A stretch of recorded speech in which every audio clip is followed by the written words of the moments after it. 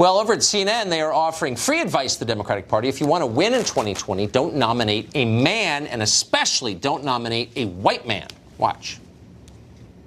I will point out, though, another white male. I'm very suspect of that this year going into a Democratic primary with women doing well in the African-American base of the Democratic Party. I'm not sure it's the time to nominate a white man. Now, obviously, that's the dumbest channel on TV, so we could dismiss it. But why dismiss it? Let's take it seriously. Julian Epstein is a Democrat. He once served as chief counsel on the House Judiciary Committee. He joins us tonight. So when I first saw this, I thought, just more moronic blather on CNN. But then I thought, it's actually not a crazy point. This is a party that is openly kind of out of the closet hostile to white men. They say it all the time, from Pelosi on down. So actually, how can the Democratic Party nominate a white man in 2020? Seriously. I mean, well, in fairness to CNN, that was one commentator. I don't know that reflects the view of CNN. I think that's a silly thing to say. I think it's the idea of a litmus test, whether it's gender or race, is completely un-American. I also think it's dumb politics.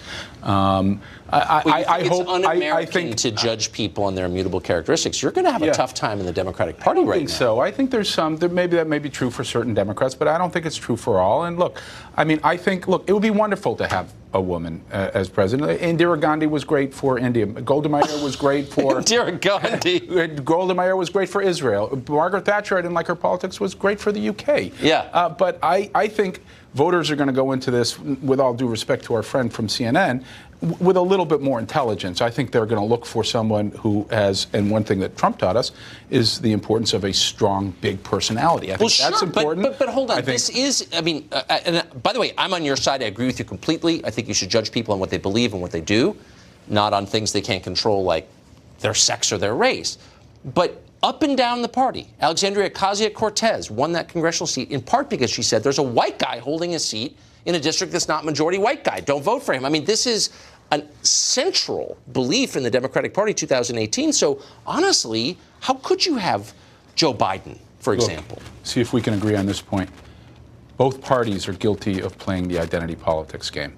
I mean, that happens on the political right and it happens on the political left. Have you ever heard a Republican running for office who said, do not vote for my opponent because the opponent is the wrong color? I've never heard that. I don't know, and I don't know that Democrats have said that. Ocasio-Cortez said that. And I don't know the particular quote you're speaking about, but I don't think it reflects mainstream thinking inside the Democratic Party. I think, look, Barack Obama and Bill Clinton won the White House because they were able to, they had strong personalities, they were young, exciting candidates, they were able to speak to the middle class. It's been in recession for 30 years. They were from completely different backgrounds and different races. I mean, I think the intelligent people in both parties don't think about playing the race card. I hope you're right. They don't think about using, necessarily immigration as dog whistle. There's all kinds of ways that you can play identity politics. But do you think?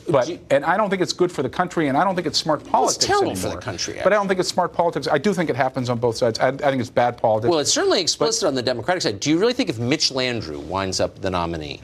And I love. Yeah, okay. Yeah. Hasn't made that city better, but whatever. Well, he's a nice guy. We can have that conversation. But if Mitch Landrieu's a nominee, people are going to say, you know what? We don't care that he's a white guy. I just don't believe that. I hope you're right. I hope we're at the point where voters, Democratic voters and independent voters, are looking at who the candidate is, what kind of excitement they bring. Are they speaking to the middle class? Are they speaking to the major problems we have? The China problem, which you and I have discussed. You're going to need to switch parties. Julian Epstein, wait till Are they talking about things that people... Look, I agree with you, but I just don't see any evidence that you're right. The bases in both political parties, the base in the Republican Party is probably 15% of all voters.